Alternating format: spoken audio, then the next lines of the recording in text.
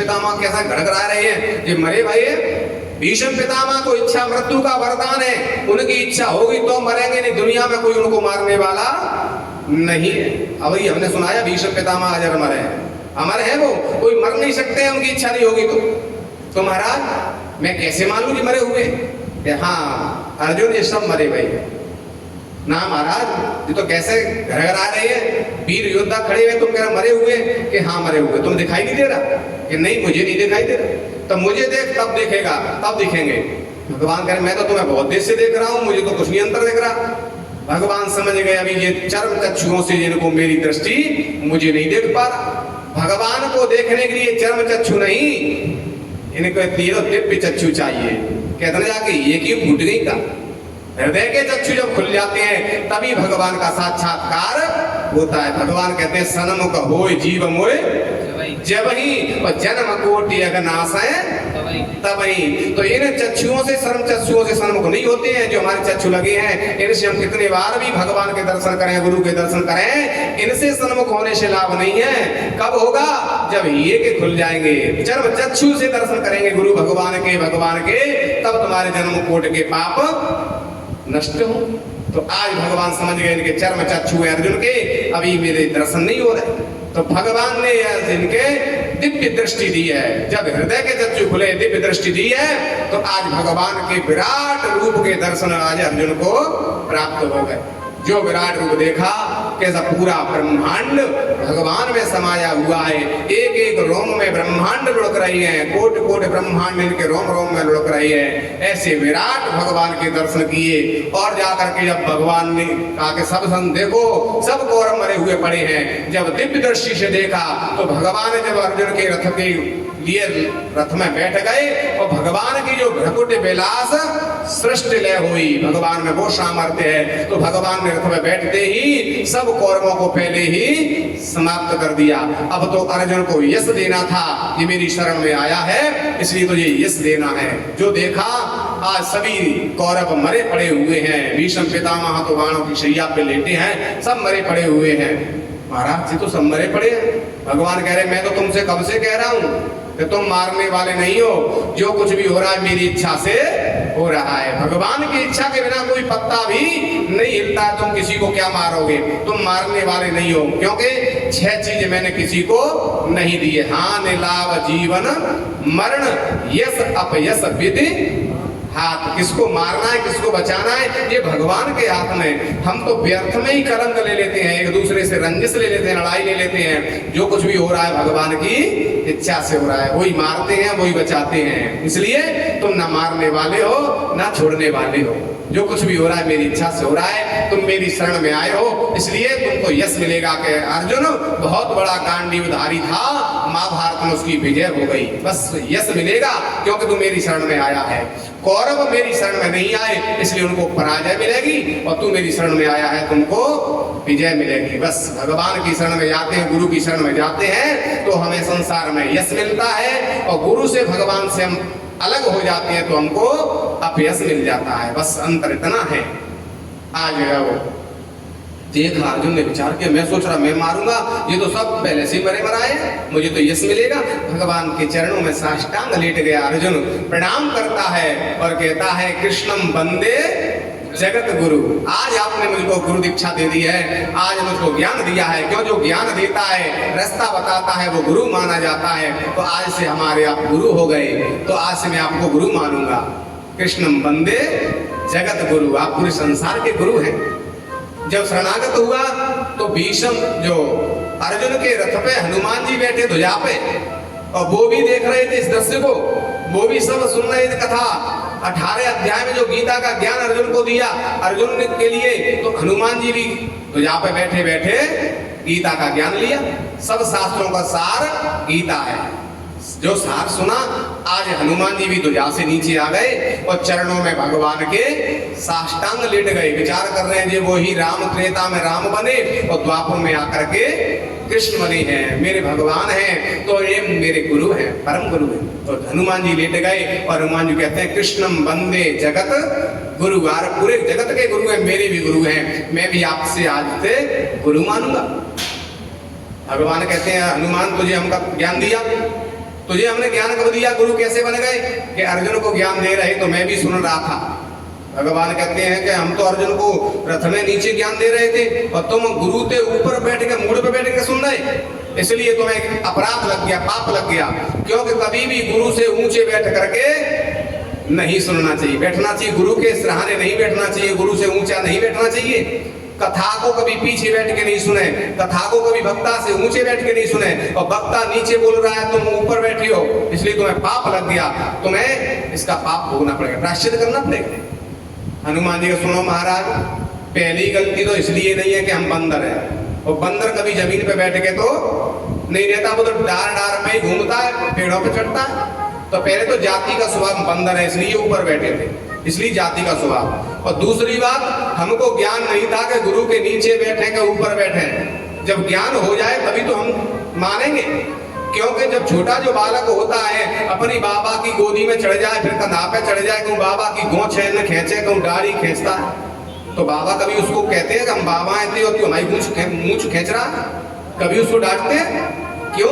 क्योंकि वो तो अभी बालक है, उसे ज्ञान नहीं है कि बाबा की मूंछ खींचनी चाहिए कि नहीं खींचनी चाहिए, उसे ज्ञान नहीं है, अबोध है, तो इसलिए उसकी सब क्षमा कर दी जाती है। जो अबोध होता है उसके लिए सब क्षमा कर दिया जाता है।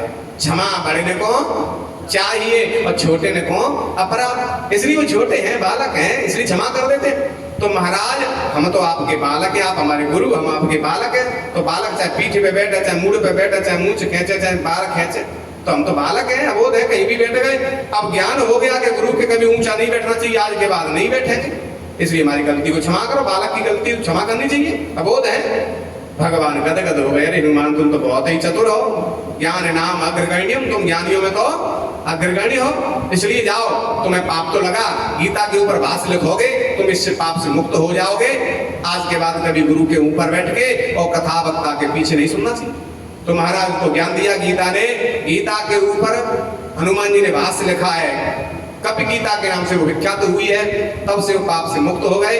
और इसलिए कहते हैं हनुमान जी को भी पाप लग गया था। महाभारत में ये प्रसंग मिलता है, तो कभी वक्ता के पीछे बैठ के और ऊंचे बैठ के कथा नहीं सुनना चाहिए। भोले बाबा को क्रोध आ गया, वक्ता के पीछे बैठ के इसने अमर कथा सुनी, भोले बाबा ने प्रलय काल त्रिशूल उठा लिया।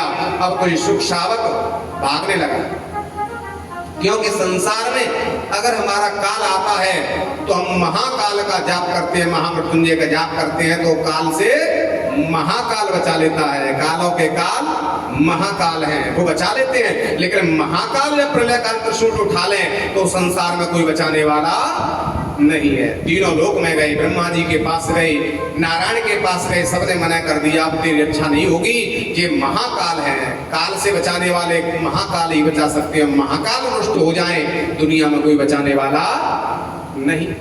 आज लौट करके बद्रीनाथ से लौट करके तोता उड़ता हुआ आ रहा व्यास जी की पत्नी आज मासिक धर्म से स्नान करके अपने केस सुखा रही थी, और जैसे केस सुखाते सुखाते जमाई आई, सुख साहब ने विचार किया इस गुफा में ही मेरी रक्षा हो सकती है। व्यास की पत्नी के मुख में सुख सावक प्रवेश कर गए।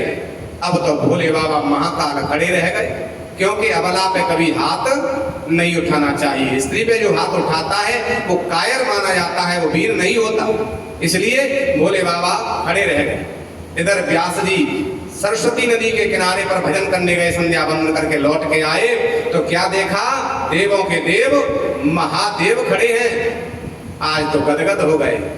ऐसा बताया है, तुलसी बाबा कहते हैं कि सेवक सदन स्वामी आगमनु और मंगल करण अमंगल दमनु। सेवक के द्वार पे स्वामी आ जाए और शिष्य के द्वार पे गुरु आ जाए तो समझ लो उसके घर में कोई ना कोई मंगल होने वाला है, अमंगल का नाश होने वाला है। बिगर बुलाए अगर आ जाए तो कोई ना कोई मंगल होने वाला है। आज देवों के देव महादेव मेरी झोपड़ी कुटिया पे पधारे, व्यास गुफा पे पधारे, लगता है कोई मंगल हमारे घर में होने वाला है। आज स्वागत किया, चरणों में प्रणाम किया, कहिए महादेव मैं क्या सेवा करूं आपकी, कैसे पधारे। अब भोले बाबा तो क्रोध में थे, प्रलय काल त्रिशूल हाथ में, तुम्हारे घर में मेरा चोर घुस गया, उसे निकाल दो, चोरी की है।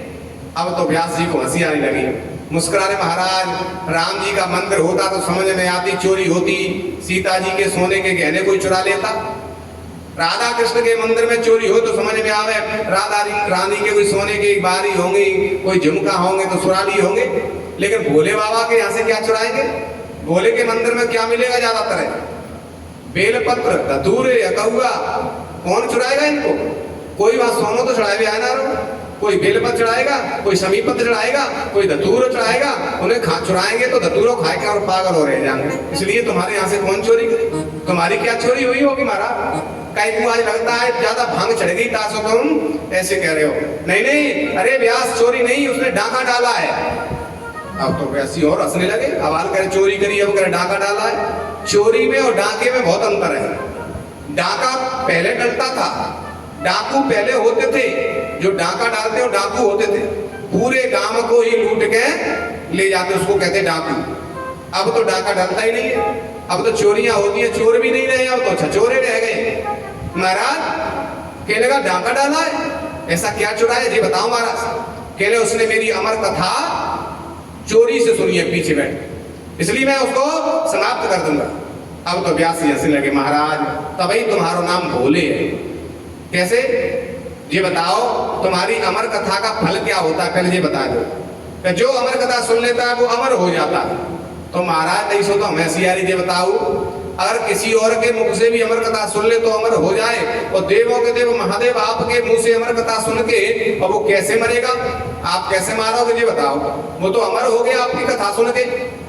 सोई भोले बाबा को सबर और क्रोध शांत हो गया, क्योंकि जब क्रोध आता है तो विवेक समाप्त हो जाता है, बुद्धि काम नहीं करती। इसलिए क्रोध में कभी ऐसा फैसला नहीं लेना चाहिए जिसका बाद में हमको पश्चाताप करना पड़े। क्रोध में आके कोई फैसला नहीं लेना चाहिए, और भाव में आकर के भी कोई फैसला नहीं लेना चाहिए। नहीं भाव में डूब के ऐसा वरदान नहीं देना चाहिए सो पछतावा करना पड़े। क्योंकि राजा दशरथ ने भाव में आकर के कैकेयी से कह दिया जो चाहिए सो मांग ले, तो के 4 मांग ले, फिर क्या हुआ उसका?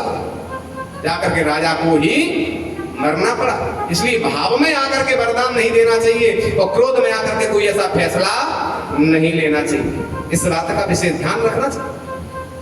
भोले बाबा कहते हैं अरे हमें तो ध्यान ही नहीं रहा, हमसे अमर कथा सुन के वो अमर हो गया, अब मरेगा कैसे?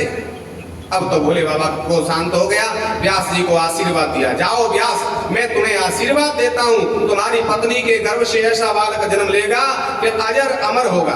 क्योंकि अमर कथा सुनी है तो अजर अमर बालक होगा, वो तुम्हारा नाम रोशन करने वाला होगा, वो साक्षात अवतारी होगा, अपनी इच्छा से अवतार लेने वाला होगा। संसारी नहीं होगा, वो तो अवतारी होगा, भगवान की तरह होगा। आज आशीर्वाद दे करके भोले बाबा तो कैलाश पर्वत चले गए। व्यास जी गदगद हो गए, आज तक विवाह हो गए, कई साल हो गई, हमारे संतान नहीं हुई, लेकिन भजन करने का फल कभी व्यर्थ नहीं जाता। हम नित्य संध्या वंदन करते हैं, भजन करते हैं, तो आज भोले बाबा के ऐसी आशीर्वाद हुआ कि बेटा भी होगा तो कैसा होगा कि अजर अमर होगा, और संसार में हमारा नाम रोशन करने वाला होगा। हमेशा व्यक्ति चाहता है कि संसार में मेरी विजय हो, मैं किसी से नहीं हारूं, लेकिन एक ही व्यक्ति से हारने के लिए हमेशा अपेक्षा करता है मनुष्य। एक व्यक्ति से कहता है मैं इससे हमेशा हार जाऊं, ऐसा कौन है? तो कोई किसी से नहीं हारना चाहता, लेकिन हर व्यक्ति अपने बेटे से हारना चाहता है कि मेरा बेटा मुझसे भी आगे निकल जाए, मेरा बेटा मुझसे 2 कदम आगे निकले, नाम इसका मुझसे भी ज्यादा संसार में हो जाए, मुझसे ज्यादा वैभव हो जाए, मुझसे ज्यादा इसका नाम हो जाए। तो हर व्यक्ति अपने बेटे से हारने को तैयार है, और दुनिया में किसी से कोई हारने को तैयार नहीं। तो आज व्यास जी गदगद हो गए, मेरा बेटा भोले बाबा के आशीर्वाद से अजर अमर होगा।